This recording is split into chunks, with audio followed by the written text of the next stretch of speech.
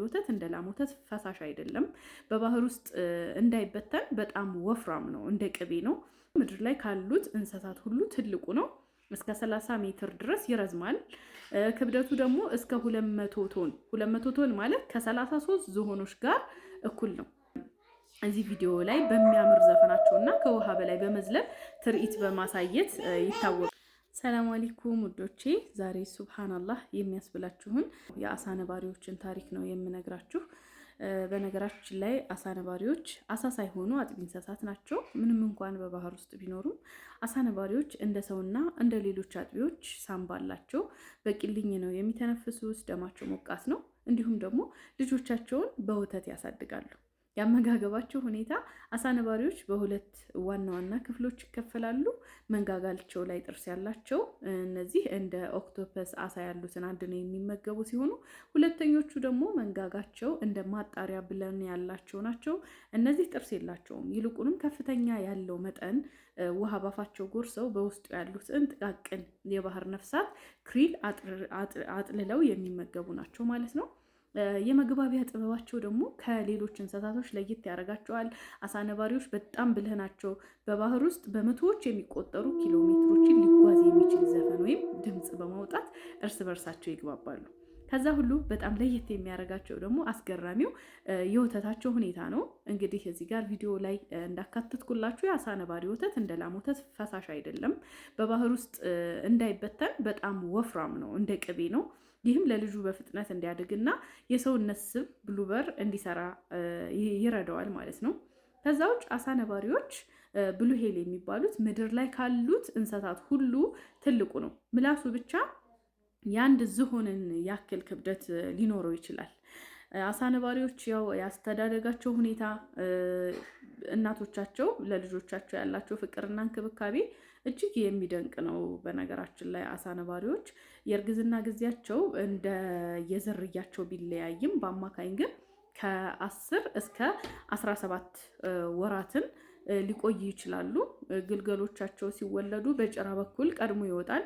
ይህም ግልገሉ ውሃ ውስጥ እንዳይሰጥም ወዲያውኑ ወደ ላይ ወጥቶ እንዲተነፍስ ይረዳዋል ማለት ነው። እናቲቱ ልጇን ወዲያውኑ ውሃው ወለል ላይ በጭንቅላቷ እየገፋች ወደ ላይ ትሰቅለዋለች ማለት ነው። እንደወለደች እናቶቻቸው ሻርክ እንዲሁም ደግሞ ከአዳኝ እንስሳት እንዳይበሉባቸው ረጅም ዓመታትን ከጎናቸው አድርገው ይጠብቋቸዋል ማለት ነው እነዚህን እንስሳቶች።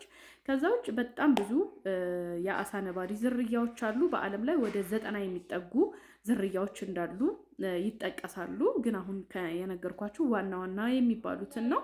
ለምሳሌ ብሉሄል የሚባለው ምድር ላይ ካሉት እንስሳት ሁሉ ትልቁ ነው። እስከ 30 ሜትር ድረስ ይረዝማል።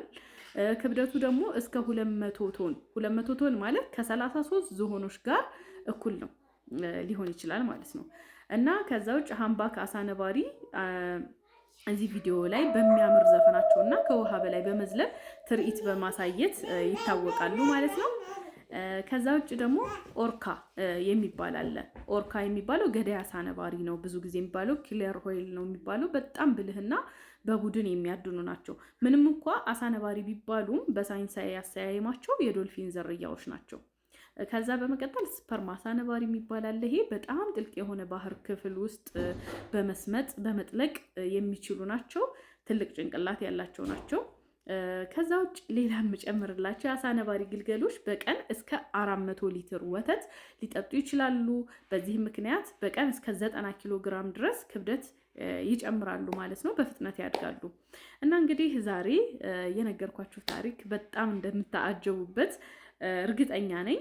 ከወደዳችሁት ቀጣይ ስለ የትኛው እንስሳ ይሰራ የሚለውን ነገር ኮሜንት ላይ ያስቀምጡልኝ። ሰላም አለይኩም ወራህመቱላሂ ወበረካቱ። ጀምሪ እስኪ። ኤቭሪባዲ ቪዲዮ ከሰራሁ በኋላ ቪዲዮዬ ተቋረጠ። የቀረጽኩኝ መስሎኝ 9 ደቂቃ ሙሉ ለፍልፌ ሰውየው ቪዲዮውን እንዳልቀረጸው ነገረኝ። ከዚህ በላይ አስለቃሽ ነገር መቼም ሊገጥማቸው አይችልም። ያወራሁት ወሬውን እንዴት አድርጌ ነው የምደግመው? ለምን እኔ በደመ ነፍስ ነው የማወራው። ብዙ ነገሩን እንዴት እንደሚመጣልኝ ሁላ አላውቅም። አሁን ልደግመው ስለሆነ ታያላችሁ። ነግሬያለሁ። ደግሜ ልቀረጽ ነው።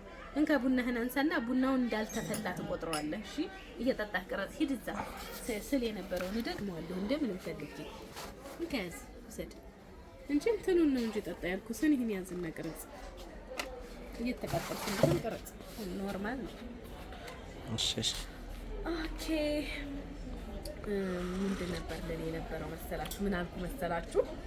አሰላሙ አለይኩም ወራህመቱላሂ ወበረካቱ። ውድና የተከበራችሁ የረምላን ማፊሽ ተከታታዮች ዛሬ የማሳያችሁ ህፃን ልጆች አላችሁ እስከ 1 አመት ምናምን ልጆች ያሏችሁ ሰዎች ልጆቻችሁን እንዴት እቃ ሳይሰብሩባችሁ ምንም ሳይሆኑባችሁ እንዴት ቡና መጠጣት እንደምትችሉ ልምድ ላሳያችሁ ነበር። አንሳው ስልክህን ቅጠልም አይልም ቅጠልም አይልም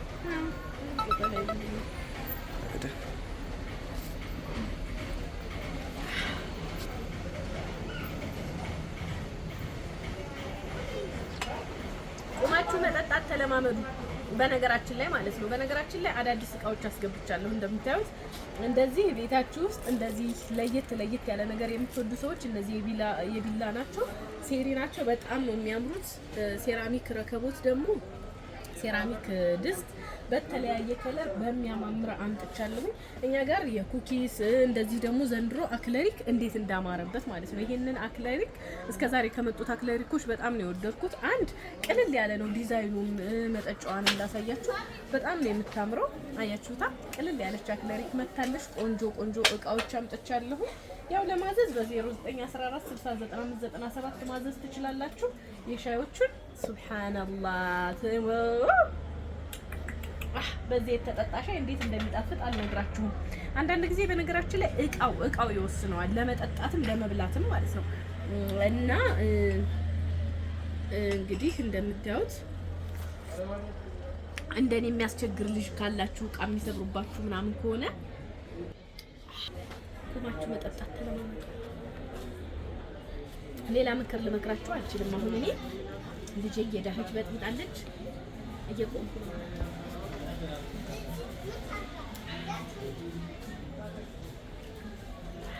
ቁሞ መጠጣት ጥሩ ነው በነገራችን ላይ።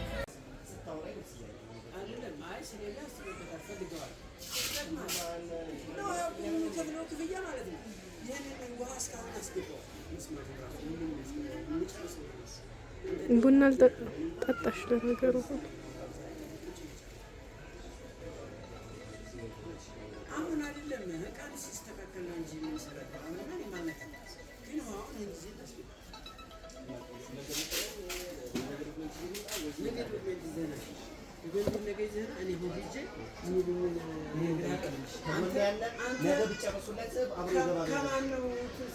ስብረት አሁን ማሰንት ብሏል ትላለህ።